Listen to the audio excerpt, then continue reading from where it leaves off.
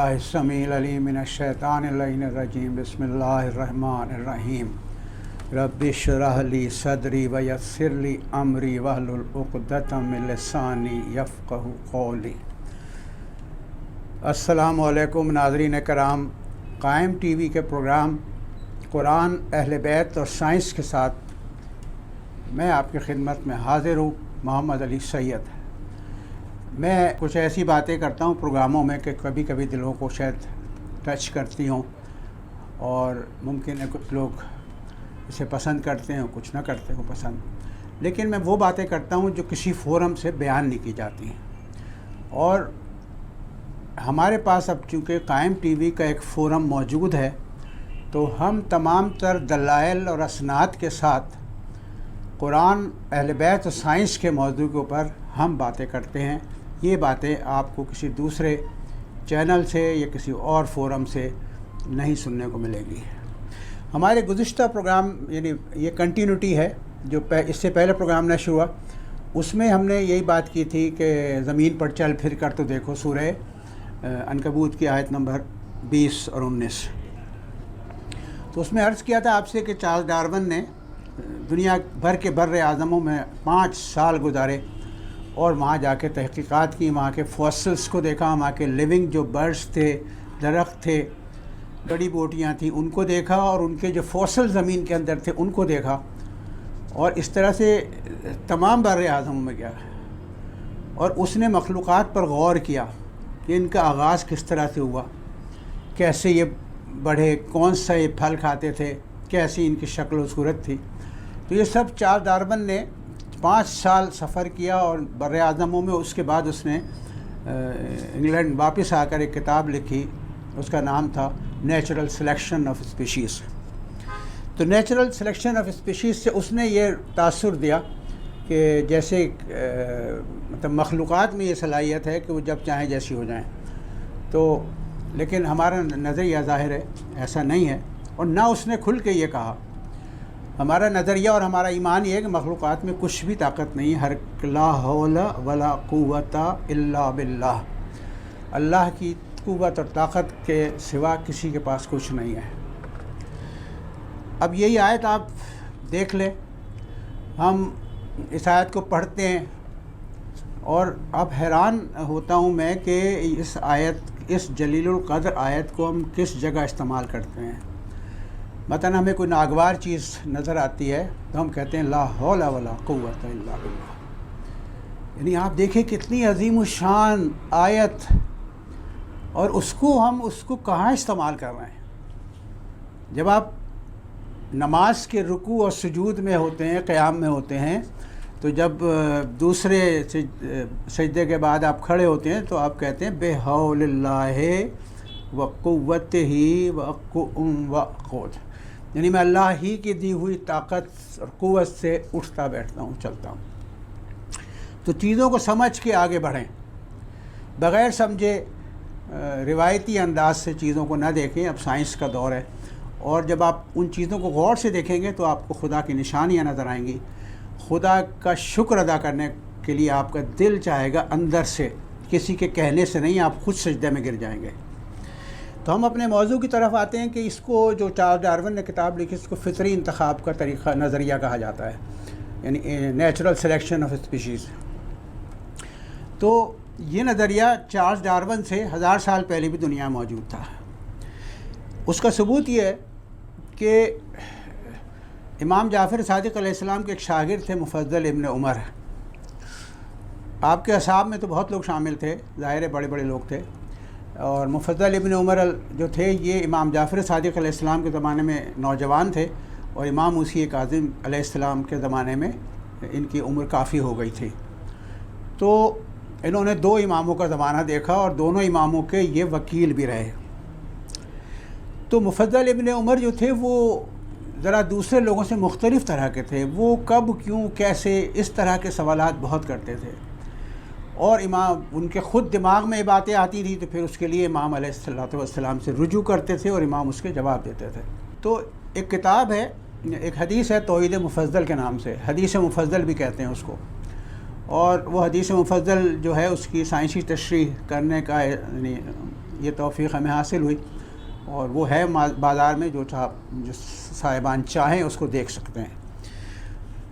تو اس کا پہلا لیکچر جو ہے، اس کے 4 لیکچرز ہیں اس میں امام جعفر صادق علیہ السلام کے، اور چاروں کے چاروں سائنسی موضوعات پر ہیں۔ پہلا موضوع انسان کے بارے میں، دوسرا حیوانات کے بارے میں، تیسرا موضوع جو ہے اس کے ٹوٹل سبجیکٹ ہی فزکس ہیں، زمین و آسمان، اور چوتھا لیکچر جو ہے وہ آفات، مشکلات، بیماری، موت، اور نیچر کیا ہے۔ اب آپ حیران ہوں گے کہ نیچر کے بارے میں امام جعفر صادق علیہ السلام نے کیا کہا۔ نیچر کو پہلے زمانے میں قدیم فلسفے میں طبیعت کہا جاتا تھا، اور جیسے آج نیچر سے منسوب کر دیتے ہیں، آج کا جو یورپ ہے اور امریکہ ہے، وہاں کے سائنسدان ہر چیز کو کہتے ہیں thanks to nature, nature nature. تو یورپ اور امریکہ کے جو سائنسدان ہیں انہوں نے نیچر کو خدا کا درجہ دے رکھا، یعنی خدا کا متبادل۔ اور اس پہ امام جعفر صادق علیہ السلام نے بہت دلچسپ بات کہی ہے جو میں آپ سے عرض کروں گا۔ تو امام جعفر صادق علیہ السلام پہلا لیکچر جو ہے آپ کا انسان، اس میں مفضل ابن عمر کو یہ سمجھا رہے ہیں کہ ہمارے انسان کے اعضاء جو ہیں وہ کس حکمت کے ساتھ بنے ہیں، کس خوبصورتی سے ہر عضو اپنی جگہ پر ہے، اور وہ کس طرح بنا اور کیا کرتا ہے۔ تو گویا یہ پورا لیکچر جو تھا ایناٹومی اور فزیولوجی سے تعلق رکھتا ہے، لیکن ہمارا المیہ یہ ہے کہ ہم امام جعفر صادق علیہ السلام کی وہ حدیثیں تو سنتے ہیں جو نماز، روزے، حج، زکوٰۃ، خمس کے بارے میں، لیکن ان کی وہ حدیثیں ہم غور سے نہیں پڑھتے جن میں آپ نے سائنسی علوم کا آغاز کیا ہے، اس وقت جب کہ سائنس کا کوئی وجود نہیں تھا اور سائنسدانوں کے پیدا ہونے میں بھی 1000 سال کا فاصلہ تھا۔ تو اس وقت امام جعفر صادق انسانی جسم کے اعضاء پر گفتگو کر رہے ہیں، تو مفضل ابن عمر نے بیچ میں ایک سوال کیا۔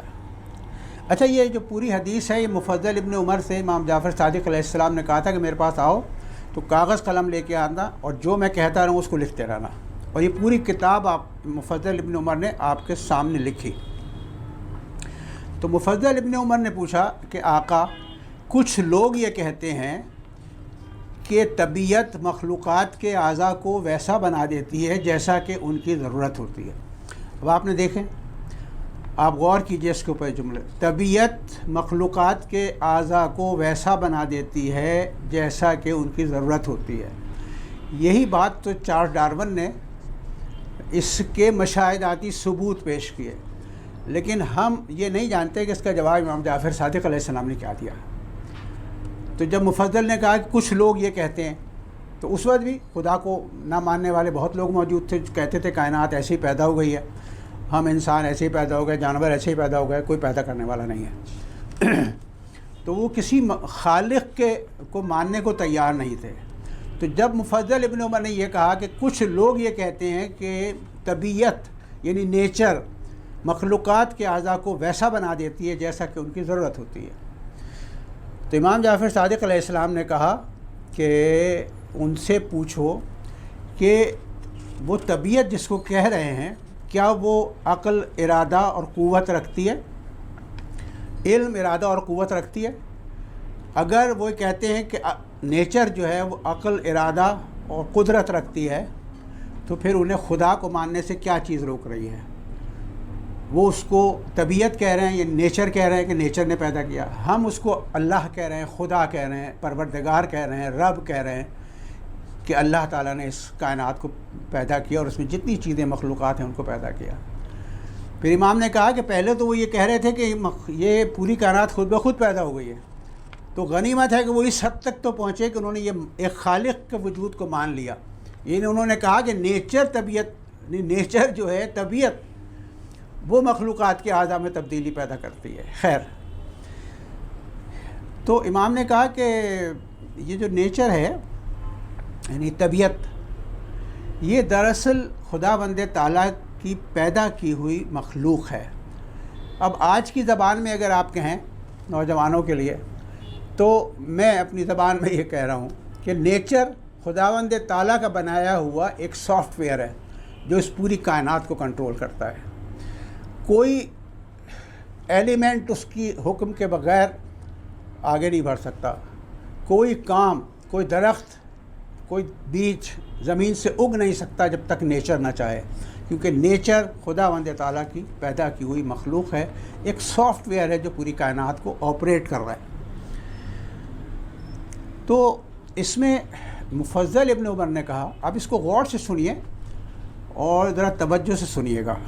مفضل ابن عمر نے اس کے اوپر یہ سوال کیا کہ اگر نیچر خداوند تعالیٰ کی پیدا کی ہوئی مخلوق ہے تو پھر یہ ناقص بچے کیوں پیدا ہو جاتے ہیں؟ یعنی اللہ کا بنایا ہوا پروگرام ہے تو بچے کو صحیح پیدا ہونا چاہیے، جانوروں میں بھی ہوتا ہے، انسانوں میں بھی ہوتا ہے اور درختوں کے اندر بھی ہوتا ہے، تو ہر چیز کو پرفیکٹ ہونا چاہیے۔ تو امام جعفر صادق علیہ السلام نے کہا کہ اس بات کا جواب تو بہت پہلے ارسطو نے دیا تھا۔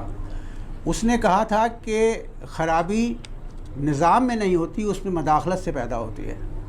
اب آپ دیکھیں کیا بات آپ نے فرمائی ہے۔ بات یہ کہ اگر آپ قوانین فطرت پہ عمل کریں گے تو نتائج حاصل ہوں گے، قوانین فطرت کے برعکس کام کریں گے تو نتائج برآمد نہیں ہوں گے۔ میں مثال دیتا ہوں چھوٹی سی، ایک آم کی گٹھلی لے جا کے آپ سمندر کے کنارے لگا دیں، وہ کبھی بھی نہیں پھوٹے گی، کبھی اگر پھوٹ بھی گئی تو درخت نہیں بنے گی کبھی بھی۔ اس لیے کہ آم کے درخت کے لیے ضروری ہے کہ میدانی علاقوں میں لگایا جائے اور میٹھے پانی سے اس کو سیراب کیا جائے۔ سمندر کا پانی نمکین ہوتا ہے اور وہاں تیزابیت زیادہ ہوتی ہے، وہاں آم کا درخت نہیں اگ سکتا، ناریل کے درخت اگ سکتے ہیں وہاں پر۔ تو آم کے لیے ضروری ہے کہ میدانی علاقوں میں اس کو لگایا جائے۔ اسی طریقے سے وہ جڑی بوٹیاں جو پہاڑوں پہ پیدا ہوتی ہیں، انہیں اگر آپ چاہیں کہ میدانی علاقوں میں لا کے لگائیں تو وہ نہیں اگیں گی۔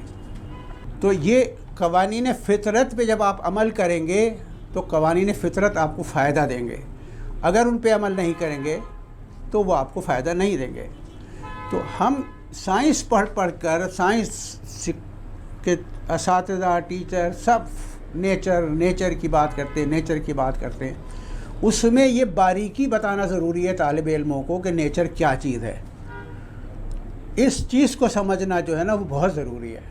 اچھا، اب یہ بات تو میرے خیال سے آپ سمجھ گئے، اور اس کے ثبوت کتابیں موجود ہیں، نیٹ پر بھی کتابیں موجود ہیں، ان سے بھی معلوم کر سکتے ہیں کہ نیچر کے بارے میں امام جعفر صادق علیہ السلام نے کیا فرمایا۔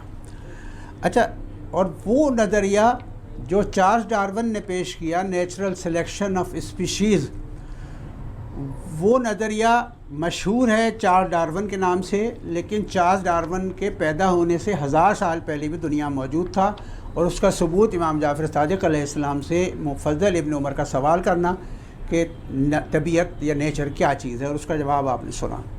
اچھا، اب سوال یہ ہے کہ یہ تبدیلی جو ہے، یعنی ارتقاء، یہ بڑا سینسیٹیو موضوع ہے۔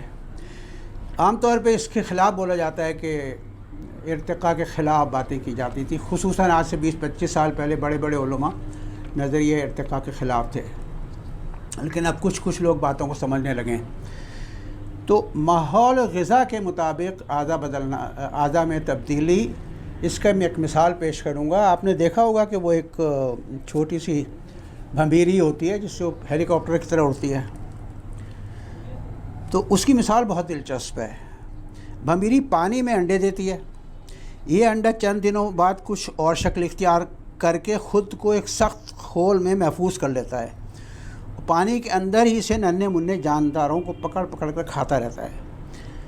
اس سے اگلے مرحلے میں ایک جھینگر کی سی شکل اختیار کر لیتا ہے، لیکن پانی ہی میں رہتا ہے۔ اس کے کچھ عرصے بعد ایک اور مرحلے سے گزر کر یہ جھینگر جیسی چیز ایک رنگ برنگی بھمبیری میں تبدیل ہو جاتی ہے اور باقی زندگی پانی کے بجائے ہوا میں پرواز کر کے گزارتی ہے۔ اچھا، یہ آپ دیکھ لیجیے نیٹ پہ، اس کے بارے میں دیکھ لیجیے گا کہ تفصیلات آپ کو مل جائیں گی۔ اچھا، ارتقاء کا بات بھی چونکہ جوڑی جاتی ہے چارلس ڈارون سے، لیکن قرآن میں تو 1400 سال پہلے ارتقاء کی باتیں، جگہ جگہ ارتقاء کی باتیں ہیں۔ مثلا خلق، سورہ اعراف کی آیت ہے، خلق السماوات والارض فی 6 ایام، یعنی ہم نے زمین و آسمان کو 6 دنوں میں پیدا کیا۔ تو جب امام سے پوچھا گیا کہ 6 دن کیا ہے، مطلب وہ جو سورج نکلنے اور سورج غروب ہونے والے جو دن ہیں وہ ہیں، تو امام نے کہا کہ نہیں، ایسا ممکن نہیں ہے، یہ 6 دن سے مراد 6 عہد ہیں، 6 زمانے ہیں۔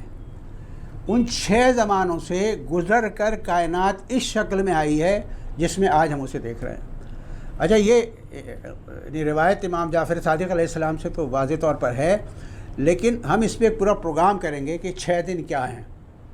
تو سائنسدانوں نے ان 6 دنوں کی کیا ڈسکرپشن میں بیان کی ہے، اور یہ 6 دنوں میں سے یہ دن جو ہیں یہ 1 سیکنڈ کے ہیں، 1 لاکھ سال کے ہیں، 1 ارب سال کے ہیں، یہ 2 لاکھ سال کے یا 2 ارب سال کے ہیں۔ اس کے اوپر ہم انشاءاللہ بہت جلد کسی پروگرام میں تفصیل سے بات کریں گے۔ خدا حافظ، بہت شکریہ۔